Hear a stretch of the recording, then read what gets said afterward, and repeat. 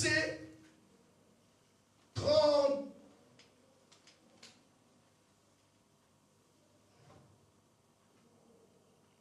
34. Et il dit, où l'avez-vous mis?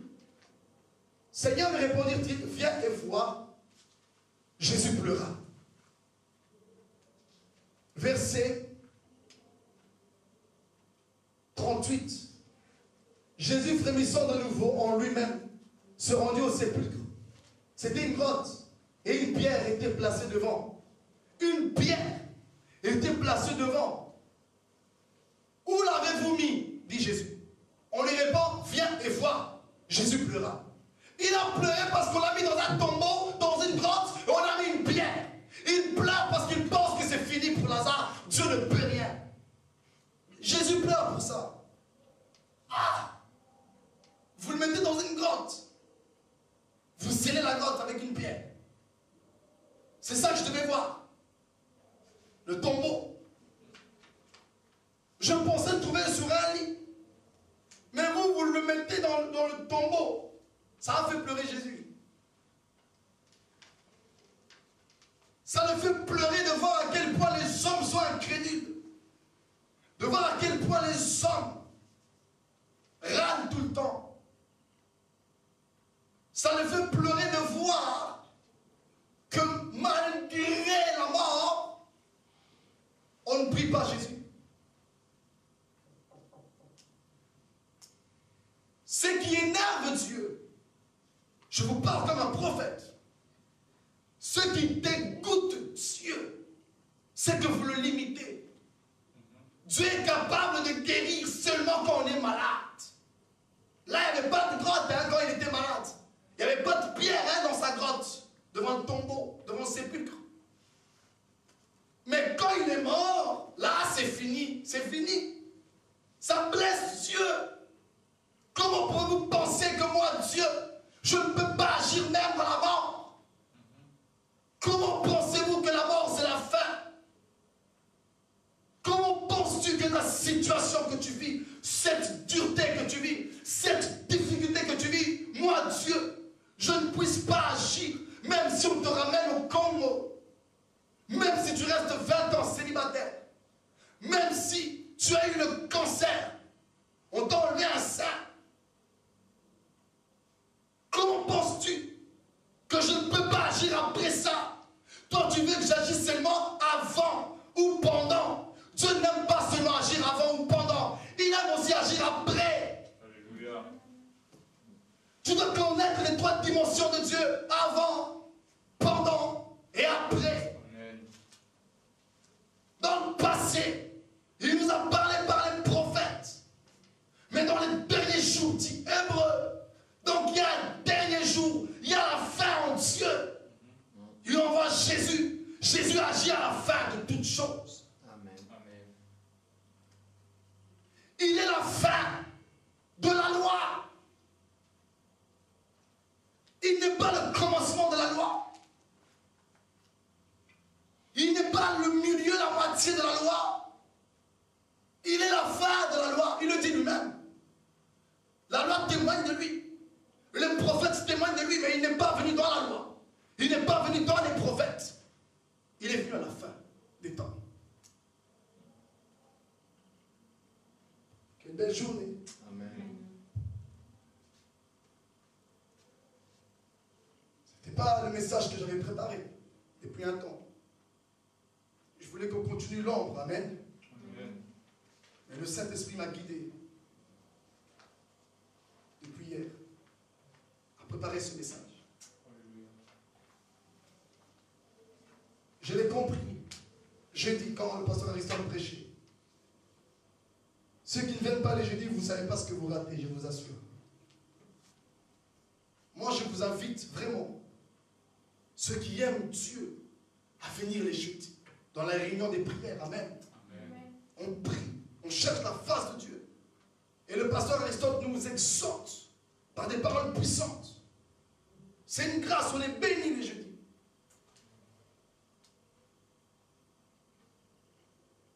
C'est là où je veux comprendre cette sagesse. Vraiment que Dieu te bénisse, pasteur Aristote. Tu es vraiment homme de Dieu. Je le crois, mon frère. Je ne doute même pas de ça.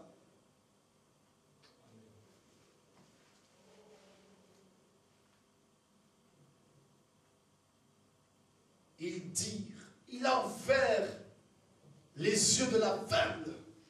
Mais pourquoi ne l'a-t-il pas fait? Pour Lazare. Dieu n'aime pas qu'on croit, les amis, qu'il peut seulement agir avant le problème, comme je viens de le dire.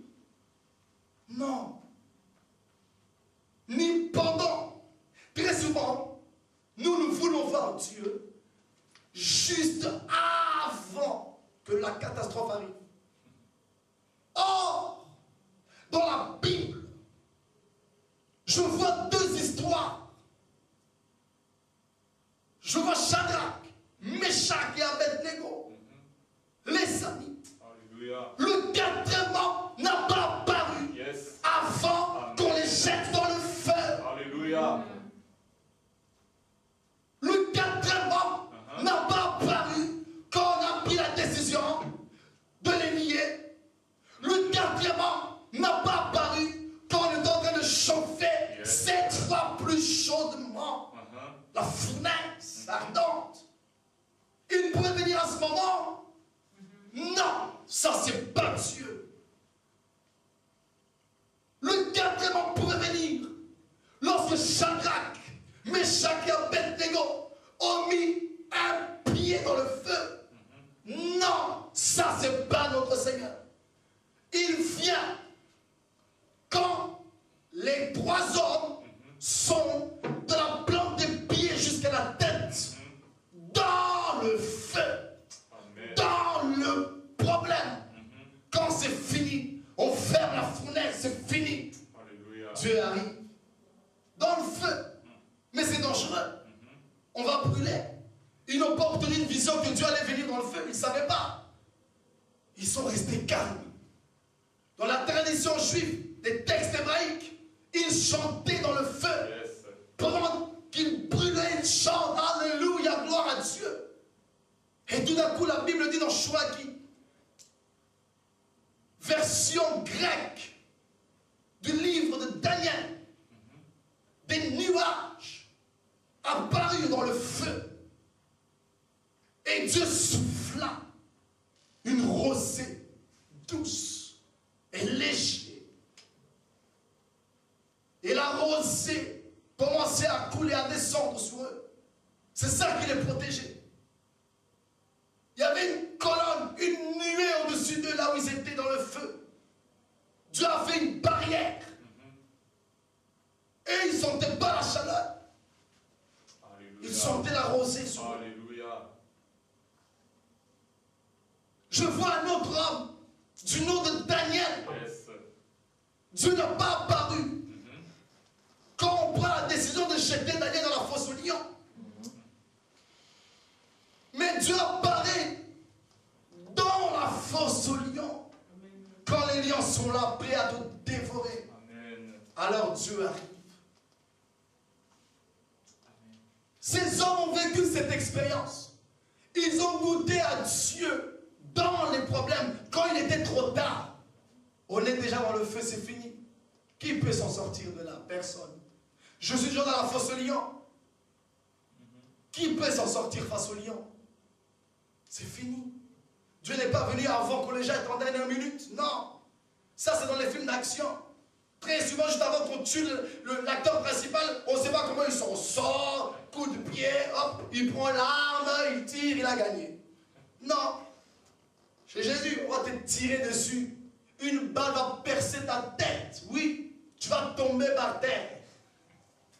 Après, Jésus va arriver. Je suis chrétien. Toute arme forgée contre moi sera nulle et sans effet. Tu veux faire avec ton doigt? Là, comme tu es mort. Je n'ai même pas eu le temps de finir d'achever le nom de Jésus. À la deuxième lettre, tu es mort. Oui. Pourquoi cette dimension? Pourquoi pas la première dimension avant? Pourquoi pas la deuxième dimension pendant? Mais pourquoi la troisième dimension? On appelle ça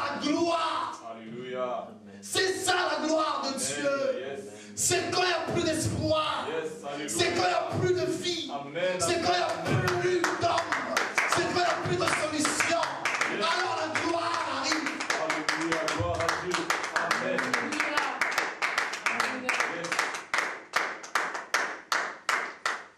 Pour qu'on révèle, ce n'était pas l'intervention d'un homme. Seul Dieu peut faire pareille chose. Alléluia. Au mont Sinaï, c'était la gloire de Dieu. Face à la mer rouge, c'était la gloire de Dieu. Amen. Dans la fosse au lion avec Daniel, c'était la gloire de Dieu. Yes. Dans la fournaise ardente, c'était la gloire de Dieu. Lazare mort pendant 4 jours, c'était la gloire de Dieu. Lazare sort. Yes, alléluia. Sort, mais il est mort. Oui, sort. Amen, gloire à Dieu. Marc, si tu crois, tu verras la gloire de Dieu. Yes. Je le crois, tu es le Messie. Crois, mon ami, et tu verras la gloire. Alléluia. Moïse a cru, Seigneur, je veux voir ta gloire. Il a vu la gloire de Dieu. Il a vécu les miracles, la puissance. Il a vu les tonnerres, les tremblements de terre. Il a entendu la forme majestueuse de Dieu. C'est ça la gloire de Dieu, les amis. La gloire ne peut pas venir quand tu as des maux de tête. La gloire ne peut pas venir pendant qu'on te met des menottes. On veut te mettre dans l'avion pour retourner au Congo. Alors Dieu apparaît. Non, ça c'est pas la gloire. La gloire c'est quand il n'y a plus rien. Tu veux retourner au Congo, tu manges des vers de terre avec du foufou. C'est ça la gloire. La gloire elle vient, elle te relève de là. Elle te ramène par miracle de retour en Europe. Alléluia. Et tu deviens premier ministre en Europe. Yes, amen. Tu retournes là-bas, les papiers t'attendent. Mais je n'ai pas fait de demande. Mais qu'est-ce que vous racontez? Vous êtes dans les systèmes, madame, tenez. C'est ça la gloire de Dieu. Alléluia. Lazare était lié. Il avait des linges. On l'a mis dans le tombeau, dans une grotte. On l'a mis une grosse pierre. Un, mort pendant 4 jours. C'est son ennemi. Premier ennemi, la mort de 4 jours. 2, des linges, des liens. Deuxième ennemi, linge et lien. Il est bien lié, serré. On serre au lit un mort qui est déjà mort, qui ne bouge plus. 4, il est dans une grotte. C'est pas encore fini. 5, grosse pierre devant l'entrée. C'est ça la gloire. Quand il y a tous ces éléments contre toi, tu es déjà KO, fini, mort, mais on rajoute encore, on rajoute encore. Ta fiancée est partie. Tu deviens sans abri. Tu manges le reste d'une poubelle. C'est pas encore fini. On vient te poignarder. Tu rentres à l'hôpital. Tu es mort. Et puis la gloire arrive. Alléluia. Te ramène à la vie. Yes. Sana. Et elle te transforme. Et cette gloire te change. Tu deviens puissant. Homme d'affaires. Tu te maries avec la plus belle femme que la terre peut connaître.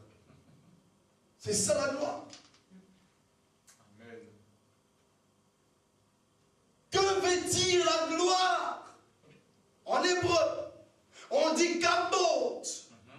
Kabot veut dire, selon la tradition juive, un poids. Ce qui est lourd. Je vais donner un exemple. La richesse, l'honneur, la puissance, la considération, les influences. On dira dans notre langage que cet homme est pesant. En hébreu, on dira kabot. Cet homme, il est kabot. Il a du poids, il a de l'influence. Amen. Amen. Il est renommé, il est riche, il est beau, il est puissant. C'est ça la signification de kabot. Quelqu'un de pesant. Ça veut dire il est influent.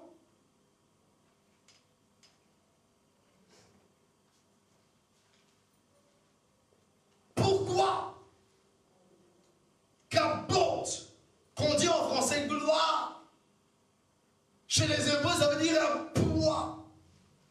Parce que Paul a dit, dans 2 Corinthiens, chapitre 4, verset 17, nos légères afflictions du moment présent Alléluia. produisent, au-delà de toute mesure, un poids de gloire éternelle. Alléluia. En hébreu, produit kabod. Yes. Un kabod éternel. Amen. C'est quand tu as des problèmes, des difficultés, tu es fini. Alors tu as besoin de quelqu'un d'influent, quelqu'un qui a du poids, quelqu'un qui est lourd. Dieu. Yes. Amen. C'est ça la gloire. Alléluia. C'est quelque chose de lourd. Quelqu'un qui a des influences, quelqu'un qui connaît le système, quelqu'un qui connaît les princes, les rois, quelqu'un qui sait te faire sortir de ta prison alors que tu as volé. Il est plus influent que les diplomates, que les consulats, que les ministres, que les rois, que les princes. C'est Dieu. Amen. Alléluia. Quand Dieu agit, il y met tout le poids de sa sainteté, de sa puissance. Amen. Amen. De sa force et de son honneur. Et c'est ça qu'on appelle la gloire. Et le résumé de tout ce que je viens de dire, ça veut dire qu'apporte le poids, gloire, la manifestation de la majesté, de la toute-puissance et de sa sainteté. Amen. C'est ça la gloire. Je le répète. Gloire, qu'apporte, veut dire poids. Et poids signifie manifestation de la majesté, de la toute-puissance et de sa sainteté.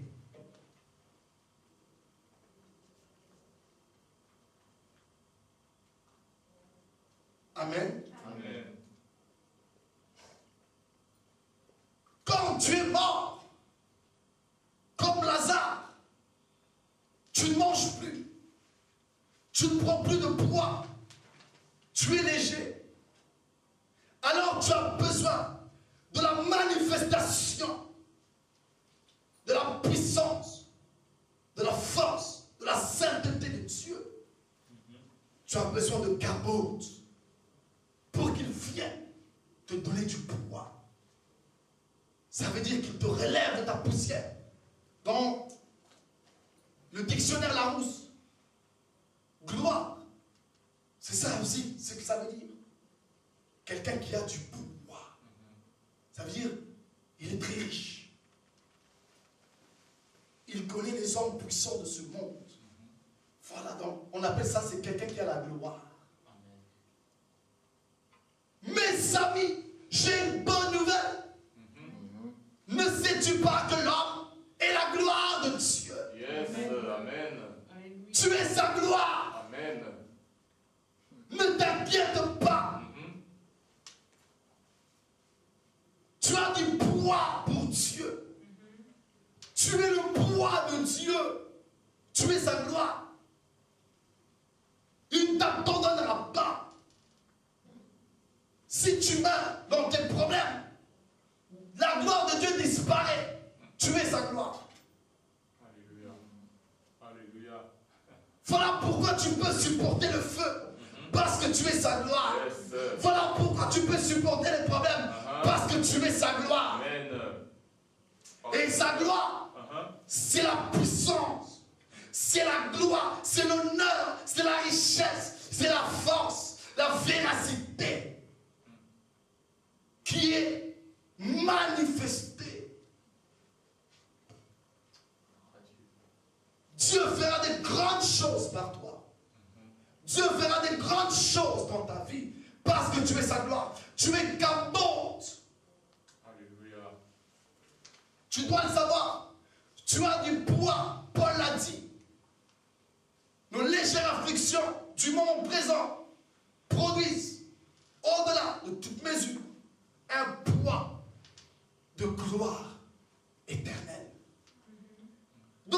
produire en toi ces souffrances que tu as là, cette mort que tu as, ça va produire en toi, ça fera appel à Kabod.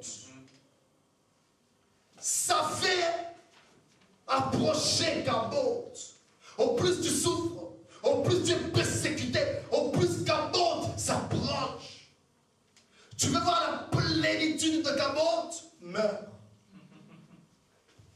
Pour que l'homme voie sa gloire, qui est la femme, Dieu a dû faire tomber sommeil sur l'homme.